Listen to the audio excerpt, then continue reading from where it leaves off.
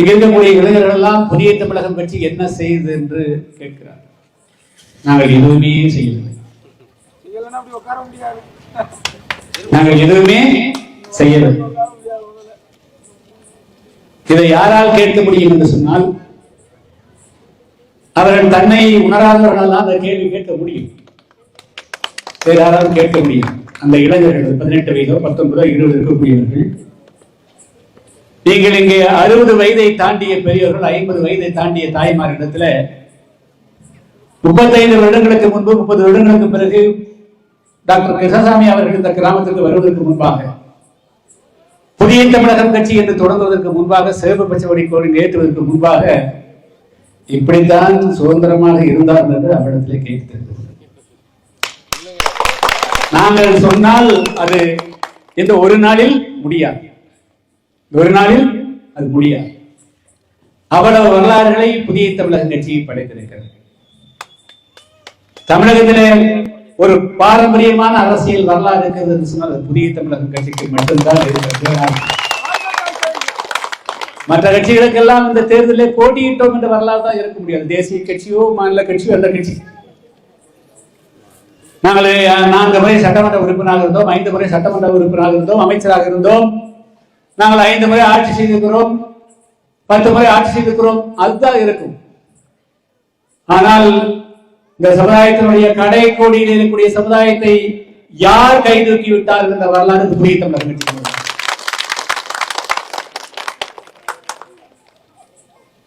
இந்த இளைஞர்கள் எல்லாம் அவருடைய அப்பாவிடத்திலே கேட்டு பார்க்கவும், தாத்தாவிடத்திலே கேட்டு பார்க்க வேண்டும். உங்களுடைய பேர் அரிஜன் என்று இருந்தது யாரு பேரு மாற்றினான்? ஆதிராவிடர் என்பதை யாரு மாற்றினார்கள்? பல்லர்கள் என்பதை யார் மாற்றி கொடுத்தார்கள் என்று சொன்னால் அது புதிய தமிழகம் தான். 3 வருடங்களுக்கு முன்பு வரையிலும் நீ படிக்கிற பள்ளியிலே உன்னுடைய சாதி பல்லன் என்பதை இருந்ததை யார் மாற்றி கொடுத்தார்? அது டாக்டர் கிருஷ்ணசாமியும் புதிய தமிழகம் தான். இதற்காக 1 வருஷம் 2 வருஷம் அல்ல. புதிய தமிழக கட்சி துவங்கப்படுவதற்கு முன்பாக தேவேந்திர கூட்டமைப்பு துவங்கப்பட்டது 1994. அதற்கு முன்பாகவே மதுரையிலே தலைமையிலே ஏப்ரல் 14 ஒரு உண்ணாவிரதம் நடந்தது. அதிலே பள்ளர், குடும்பர், காலாடி, மூப்பர், தேவேந்திர உரத்தான் என்ற 6 பெயர்களையும் ஒரே பெயரை அழைக்க வேண்டும் என்பதுதான் ஏறக்குறைய 33 வருடங்களுக்கு முன்பு எனது தலைமையிலே தான் போராட்டம். சட்டமன்றத்திலே இதற்கு பேசாத நாளே இல்லை. 2015-16 வரையிலும் 2வது முறையாக சட்டமன்ற உறுப்பினராக இருந்த நேரத்தில் 20க்கு மேற்பட்ட முறை இந்த பிரச்சனையை எழுப்பி வெளிநடப்பு செய்து அந்த பிரச்சனையை பதிவு செய்திருக்கிறோம். அதுக்கு பிறகு 2017 இருந்து அக்டோபர் மாதம் 6ஆம் தேதி YMC நகர மாநாடு, அதற்கு பிறகு பட்டமதுரை மாநாடு, திருச்சியிலே இளைஞரணி மாநாடு, குற்றாலத்திலே மகளிர் மாநாடு, 10,000 கிராமங்களில் உண்ணாவிரத போராட்டம். அதற்கு பிறகு 2021 ஜனவரி 6ஆம் தேதி என்று கொட்டுகின்ற மலையிலே கரையை மீறி உண்ணாவிரதம். இதெல்லாம் நடந்த பிறகுதான் உன்னுடைய பெயர், அந்த இளைஞர்களுக்கு சொல்லிக் கொடுக்கிறேன், உன்னுடைய பள்ளன் என்ற பெயர் மாற்றப்பட்டது எங்களுடைய இந்த போராட்டத்துக்கு பிறகுதான். இது ஒன்றுதான். இவ்வளவு பெரிய கிராமம் நகரத்தினுடைய ஒரு பகுதியில் இருக்கிறது. இந்த கடந்த 5 வருஷத்துல யாராவது தேவேந்திர சமுதாயத்தை சார்ந்தவர்கள், நம்முடைய தாய்மார்கள் ஒருத்தர் வந்து சத்துணவு அமைப்பாளராக மாறி போய் வேலைக்கு போயிருக்கீங்களா? யாராவது போனா கை தூக்கி. அங்கன்வாடி அமைப்பாளராக, ஒரு ரேஷன் கடை ஊழியராக, ஒரு தலையாரியாக, ஒரு பள்ளி ஆசிரியராக, ஒரு கல்லூரி பேராசிரியராக, ஒரு கிராம நிர்வாக அதிகாரியாக ஒருத்தரும் கிடையாது. ஏன் கிடையாது? என்னைக்காவது நீங்க எல்லாம் அந்த இளைஞர்கள் சிந்திச்சீங்களா? இன்னைக்கு எவ்வளவு பின்னாடியே போற நீ இன்னைக்கு வந்து இந்த சமுதாயம், இந்த சிறுவத்திற்குள்ள தலைநிமிர்ந்து நடக்கிற புதிய தமிழக கட்சி தான் இருக்காங்க. நீங்க ஒழுங்கு அறுவாடு தோக்குறதில்லை, அத்தனை பேர்த்தையும் அறுவாடு தோக்க வச்சிருந்தாண்டா புதிய தமிழக. நீங்க ஓடுறீங்க, ஓடாம அதே ஊர்ல இருக்க வச்சிருந்தா புதிய தமிழகம். இந்த கட்சியினுடைய எந்த பொறுப்பாளர்களும் எந்த வழக்குகளை கண்டும் பயந்தவர்கள் கிடையாது, அஞ்சியவர்கள் கிடையாது. எல்லோருமே 10 வழக்குகள் 15 வழக்குகளை சந்தித்தவர்கள் தான். உங்களுக்கு தெரியுமா வரலாறு? 1997 ஆண்டு மே மாதம் 1ஆம் தேதி பெரிய போராட்டத்துக்கு பிறகு சுந்தரலிங்கத்தினுடைய பெயரில் விருதுநகரை மையமாக வைத்து ஒரு போக்குவரத்து கழகம் இயக்கப்பட்டது. அந்த நேரத்தில் தமிழ்நாட்டில் அனைத்து மாவட்டங்களுக்கும் ஒவ்வொரு தலைவருடைய பெயர், சாதியினுடைய பெயர் இருந்தது. எல்லா போக்குவரத்து கழகங்களும் ஏதாவது ஒரு சாதியினுடைய தலைவர் தான் பெயர். முதல் முறை நம்முடைய 95 கொடியங்குளம் நிகழ்ச்சிக்கு பிறகு தேவேந்திர மக்களுடைய எழுச்சியை கண்டு இந்த மக்கள் மிகப்பெரிய கோபத்துக்கு ஆளாயிருக்கிறார்கள். எனவே அந்த மக்களை திருப்திப்படுத்த வேண்டும் என்பதற்காக இந்த ஜெயலலிதா அவர்கள் சுந்தரலிங்கத்துடைய பெயரை அறிவித்தார். அதையும் ஆட்சிக்கு வந்த கருணாநிதி ஒரு வருஷம் நடைமுறைப்படுத்தவே இல்லை. ஏப்ரல் 30ஆம் தேதிக்குள்ளாக சுந்தரலிங்கத்துடைய பெயரில் போக்குவரத்து கழகம் ஓடவில்லை என்று சொன்னால் தமிழ்நாட்டில் எந்த போக்குவரத்து கழகம் ஓடாது என்று எச்சரித்த பிறகு மே 1ஆம் தேதி 1997 சுந்தரலிங்கத்துடைய பெயரில் போக்குவரத்து கழகம் இயங்கியது. என்ன நடந்தது தெரியுமா? பல்லனுடைய பெயரில் இருக்கிற போக்குவரத்து கழகத்துக்கு மேலே ஏற மாட்டோம் என்று சொல்லி அந்த போக்குவரத்து கழகங்களை நிறுத்தார்கள். தீவில் இருந்தது. நூற்றுக்கணக்கான மோதல்கள் உயிரிழந்தார். இந்த வரலாறு தெரியுமா? இது உங்களுக்காக மட்டும் பேச முடியதல்ல. தமிழ்நாட்டில் இன்று இருக்கக்கூடிய இளைஞர்கள் அறியாமையின் காரணமாக பாட புத்தகத்தையும் சரியாக படிக்காமல், தேவேந்திர மக்களுடைய வரலாறையும் படிக்காமல், புதிய தமிழர் கட்சியினுடைய வரலாறையும் தெரிந்து கொள்ளாமல், ஆளாளுக்கு ஒரு கட்சி, ஆளாளுக்கு தலைவர், நாளாளுக்கு பின்னால், இதெல்லாம் உங்களை எங்கு கொண்டும் சேர்க்காது. எங்காவது போய் முட்டித்தான் நீங்கள் திரும்ப வேண்டும் தவிர மீண்டும் உங்களுக்கு பாதுகாப்பு அளிப்பதை சொன்னார். ஏறக்குறைய 15 நாளுக்கு மேல 2-3 மாத காலம் கலவரம் நடந்தது. ஒரு நாள் 2 நாள் கிடையாது. அந்த போக்குவரத்து கழகத்துடைய பெயர் சூட்டிய பிறகு மே 2ஆம் தேதி நான் தேனி சென்றேன். அங்கே கைது செய்யப்பட்டேன். தமிழ்நாட்டில் எந்த பேருந்தும் ஓடவில்லை. ஏறக்குறைய 10 நாள். இதெல்லாம் புதிய தமிழர்களுக்கு மட்டுமே இருக்கக்கூடிய வரலாறு, எந்த கட்சிக்குமே இல்லாத வரலாறு.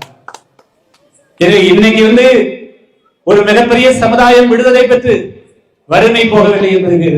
ஆனால் அந்த சமுதாயம் சுயமரியாதையோடு இருக்கிறது, தலைநிமிர்ந்து நடக்கிறது. பேருந்திலே நீங்கள் சமமாக நடக்கிறீர்கள். தேநீர் கடையிலே சமமாக உங்களால் அமர்ந்து டீ குடிக்க முடிகிறது.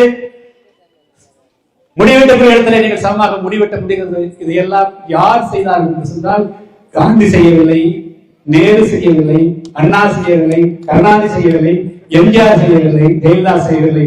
அது டாக்டர் கிருஷ்ணசாமியால் தான். இதையெல்லாம் நீங்கள் தெரிந்து கொள்ள வேண்டும். வரலாறுகள் தெரியாமல் இருக்கின்ற காரணத்தினால் தான் ஆளாளுக்கு ஒரு பாதுகாப்பு. நாங்கள் பதவியை அடைய வேண்டும் என்பதற்காக இயக்கத்தை விட்டிருக்கிறோம். இந்த பதவிகள் எங்களுக்கு கால் தூச சமம். ஆனால் பதவி எதற்காக என்று சொன்னால் நீங்கள் இங்கு இருக்கக்கூடிய ஓட்டப்படாரம் சட்டமன்ற தொகுதிக்கு சென்று பாருங்கள். ஓட்டப்படாரம் சிறுகுத்துறை காட்டிலும் மிக மிக மிக பின்தங்கியது. அங்க 400 கிராமம், ஒரு கிராமம் 400 கிராமம் ஒரு தொகுதியில் குடிக்க தண்ணி கிடையாது, போக்குவரத்து கிடையாது. 1995ஆம் ஆண்டு முதல் முறையாக ஊரில் காலெடுத்து வைத்த போது பல கிராமங்களில் நம்முடைய தாய்மாருடைய வருமானம் வேப்பம் பழம் பொறுக்கி திரும்ப 10 ரூபாய்க்கு விற்பது, அதுதான் நம்முடைய வருமானமாக. இன்று போய் ஓட்டப்படாததை பாருங்கள். இன்று போய் ஓட்டப்படாததை பாருங்கள். அங்கே நடந்திருக்கிறது. அது ஒரு சாதிக்கு மட்டும். இன்னைக்கு அங்கே சாதி சண்டை இல்லை, மோதல் இல்லை. அங்கே மாலை 4 மணிக்கு ஒரு கிராமத்திலிருந்து ஒரு கிராமத்துக்கு போக முடியாது. பாளையங்கோட்டையிலிருந்து பேருந்தில் ஏறி அவன் கொடியங்குளம் போக முடியாது. இடையிலே யார் ஏறினாலும் அவர்களுக்கு இடம் கொடுத்து விட்டுத்தான் இவர்கள் நிற்க வேண்டும். தவிர 10வது கிலோமீட்டர் தாண்டி இன்னொருத்தர் ஏறினாலும் இவன் எழுந்து கொள்ள வேண்டும். இல்லை என்றால் அடியுரை பேருந்தை இறக்கி விடுவார்கள். இதெல்லாம் முடியாது. இதெல்லாம் நான் மீண்டும் சொல்லிக் கொடுக்கூடாதுன்னு நினைத்தேன். ஆனால் இதையெல்லாம் தெரிந்து கொண்டால்தான் நீங்கள் இந்த கேள்வி இனிமேல் கேட்க மாட்டீர்கள். உங்களுக்கு மட்டுமில்லை, தமிழ்நாட்டில் யாரும் இந்த கேள்வி கேட்கக்கூடாது. இன்னைக்கு நீ சுதந்திரமா இன்னைக்கு பள்ளி இருக்கிற, கல்லூரி இருக்கிற, அடிபடாம உதவிடாம இருக்கிறேன்னு சொன்னாலும் அதுக்கு இந்த கட்சி சிறப்பு வச்சக்கூடிய எல்லா ஊர்லயும் பறக்கிறவங்க தான். அதனால நம்முடைய தாய்மார்கள், இளைஞர்கள், பெரியோர்கள் நாங்கள் எம்எல்ஏ இருந்த போதுதான் பாடுபட்டு இருக்கோம். என்ன சொல்ல போனா எம்எல்ஏ இருந்த போது என்ன செய்தோமோ அதே தான் இன்னும் செய்து கொண்டிருக்கிறோம். ஆனால் அன்று நம்முடைய சட்டமன்றத்தில் பேசினால் அது வலுவாக தமிழ்நாடுக்கும் ஒரே நேரத்தில் எப்படி ஒரு கிடத்து குளத்துக்குள் ஒரு கல்லை போட்டால் ஒரே நேரத்தில் அது அலையாக போகுமோ அதுபோல் பரவுவதற்கு வாய்ப்பாக. அன்னைக்கு நான் போராடுனால்தான் தான் வெள்ளையறிக்கை கேட்டு போராடுறதா ஆயிரக்கணக்கான பேர் இன்னைக்கு பேராசிரியர்களாக இருக்கிறார்கள். உங்களுக்கு தெரியுமா, தமிழ்நாட்டுடைய வரலாற்றுல ஒரே போராட்டத்தின் வாயிலாக தமிழ்நாட்டில் அப்பொழுது 65 அரசு கல்லூரிகள் இருந்தது. நாங்கள் கேட்ட வெள்ளையறிக்கையின் காரணமாக 30-40 ஆண்டு காலம் நிரப்பப்படாத அதையெல்லாம் நிரப்பி 1420 பேர் பேராசிரியர்கள் இன்னைக்கு அத்தனை பேரும் பிரின்சிபல் ஆகிறான், டீன் ஆகிறான். இது நம்முடைய போராட்டம். நாம் சட்டமன்ற உறுப்பினர் இல்லைன்னு தெரிந்த பிறகு இப்ப கருணாநிதியுடைய ஆட்சியில் 2009 நமக்கு தீங்கு விளையக்கூடிய வகையில் நாம் என்ன போராட்டம் நடத்துறோம்? எங்களுக்கு சுயமரியாதையே மட்டும் முக்கியம். சரி, எஸ்சி பட்டமே வேண்டாம், நாங்க எப்படியாவது ஒரு பெட்டிக்கடை வைத்துக் கொள்கிறோம், ஒரு டீ கடை வைத்துக் கொள்கிறோம், ஒரு ஜவுளி கடை வைத்துக் கொள்கிறோம், குறைந்தபட்சம் சிறுவத்தூர் ஒரு பழக்கடையாவது போட்டு வைத்துக் கொள்கிறோம். ஆனால் ஐயா, எங்களுக்கு இந்த எஸ்சிங்கிற ஸ்டிக்மா விட்டு எடுத்துவிடும் நம்முடைய பெண்களுடைய கோரிக்கை இருக்குது. உண்மையா இல்லையா? ஆனால் தான் எஸ்சி இருந்து விலக வேண்டும் என்று நான் வைத்தது என்னுடைய கோரிக்கை. ஆயிரக்கணக்கான கிராமங்களில் நம்முடைய தாய்மார்கள் வைத்த கோரிக்கை அந்த கோரிக்கை. எங்க போனாலும் என்ன சாதி தேவத்தோட வேலை நம்ம சொல்ல முடியாது. உடனடியாக நம்மை அவருடைய பார்வையிலேயே தாழ்த்தி விடுவார்கள். இன்னைக்காவது நெஞ்ச நிமித்தி நம்முடைய தாய்மார்கள் என்ன ஜாதி என்று சொன்னா நம்முடைய தாய்மார்கள் தேவேந்திர வேளாளர்னு சொல்ல முடியும். ஆனா 4 வருடம் 5 வருடங்களுக்கு அது கூட சொல்ல முடியாது. எனவே பட்டியலிருந்து வெளியேற வேண்டும் என்று கோரிக்கை வைத்தோம். சரி, அதையாவது இந்த பிஜேபி காரனும் அந்த அதிமுக செஞ்சு கொடுப்பான் மாட்டா, அதையும் பாதையில் கொண்டு போயிட்டான். அவன் செய்யறதுக்காக தான் 2026 தேர்தலை புறக்கணிச்சோம். நாங்கள் காம்ப்ரமைஸ் பண்ணி சமரசம் பண்றதுன்னா சரி, நீங்க சொன்னது பாராட்டு கூட நடத்தி போட்டு மக்கள் தலைவர் பாராட்டு கூட நடத்திட்டு நாங்களும் 4 சீட் 5 சீட்டை வாங்கிட்டு சட்டமன்ற உறுப்பினர் ஆயிருக்க முடியும். ஆனால் வரலாற்றில் எங்கள் மீது ஒரு சிறு கருப்புள்ளி கூட வந்துவிடக்கூடாது என்பதுதான் 2026 நான் தனித்து போட்டி. இதெல்லாம் சாதனை இல்லையா? இன்னைக்கு இல்லைன்னா நாளைக்கு நிச்சயமாக நம்முடைய ஏற்றி வைத்த சிறப்பு பச்சை கூடி சென்னை கோட்டையிலே பறக்கக்கூடிய நாள் வரும். அந்த நாளை உருவாக்கும். டெல்லி கோட்டையிலே பறக்கக்கூடிய நாள் வரும். அன்று நம்முடைய மக்களை பட்டியலிருந்து வெளியேற்றுவதற்கான உத்தரவு பெறக்கூடிய இடத்துல நாம் இருப்போம். அதுவரையில் நாம் ஒரு கோரிக்கை வைக்க மாட்டோம். நம்முடைய நோக்கம் 2026 வரக்கூடிய தேர்தலில் தமிழ்நாட்டில் ஆட்சி அதிகாரத்தில் பதவியில பங்கு பெற வெறும் சும்மா ஓட்டெல்லாம் கிடையாது. எத்தனை காலத்துக்கு அந்த மக்களை 100 நாள் வேலைக்கு போகக்கூடியவர்களா வச்சிருக்க முடியும்? எத்தனை நாளுக்கு உயிரை பணை வைத்து பட்டாசு தொழிலுக்கு போய் கொண்டிருக்க முடியும்? எத்தனை நாளுக்கு பாத்திரங்களை போயிட்டு இருக்க முடியும்? எத்தனை நாளுக்கு துப்புரவு தொழிலுக்கு புதுசாக அதெல்லாம் கழித்து விட்டாங்க. சுகாதார பணியாளர் சொல்லிட்டு கொண்டு அதுக்காக பல பெண்கள் போக. இதுக்காகவா நீங்க பள்ளிக்கூடத்தை திறந்தீங்க? இதுக்காகவா கல்விக்கூடங்களை திறந்தீங்க? 6 மாடு மேய்க்கிறதுக்காக பள்ளிக்கூடத்தை திறந்து வச்சீங்க? இந்த சமுதாயம் படித்து மேல்நிலைக்கு போக வேண்டும் என்பதற்காக தான் நீங்க சொன்னீங்க. மீண்டும் இந்த சமுதாயத்துக்கு கேட தந்தீங்க. இதெல்லாம் மாற்றம் வர வேண்டும் என்று சொன்னால் நாம் ஒற்றுமையா இருக்கோம். என்னைக்கு எந்த சமுதாயம் ஒற்றுமையா இருக்கிறதோ, அரசியல் ரீதியாக ஒரே இயக்கத்தில் இருக்கிறதோ, அந்த சமுதாயத்துக்கான கோளாக இருக்கக்கூடிய இயக்கத்தில் இருக்கிறதோ, அந்த சமுதாயம் தான் முன்னேறும். அப்படி கெட்டியா ஒன்றுபட்டிருக்கக்கூடிய சாதிகள் தான் தமிழகத்திலே முன்னேறி இருக்கிறார். ஆனால் தேவேந்திர சமுதாயம் நம்பிக்கையோடு இருக்கு, கட்டுப்பாடோடு இருக்கு. இளைஞர்கள் திசை மாறி போகக்கூடிய இளைஞர்கள் தயகம் தெரிவிப்பார். வானத்தில் இருக்கிற பறவை கூடத்தை கூட பாரு. எல்லா பறவையும் ஒவ்வொரு பாறை போதில்லை, அதுக்கு லீட் பண்ணிருக்க அந்த அத்தனை ஆயிரக்கணக்கான பறவைகள். அது 2 அறிவு இருக்கா, 3 அறிவு கூட கிடையாது. அதுவும் கூட அந்த பறவையோட தலைவரை ஏற்றுக்கொண்டுதான் அந்த பறவை கூட்டமே நடக்குது. தெரியுமா உங்களுக்கு?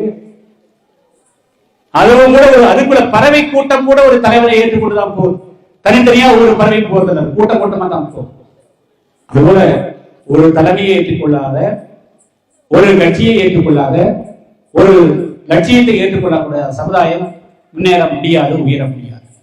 அதற்காகத்தான் அந்த சமுதாயத்தை இடித்து தள்ளப்பட்டு இன்னும் கடைக்கோடியில் வாழ்ந்து கொண்டிருக்கிற சமுதாயத்தை மேல தூக்கி சமப்படுத்துகிற, சாதி ரீதியாகவும் சமப்படுத்துறது, பொருளாதார ஈக்வாலிட்டி சமநிலை கொண்டு வரும்.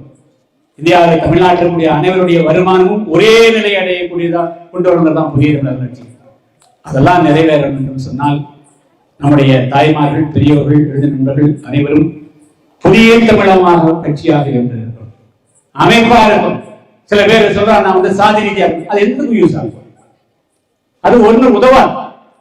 ரயில நெல் இருந்தா எதுக்கு யூஸ் ஆகும்? அது கலந்து கொண்டு அது காய்ச்சி அது வேக வைத்து அதை அரிசியாக்கணும்னு கூட சமையல் செஞ்ச முடியாது. அது சமைத்தா தான் அது சாப்பிட முடியும்.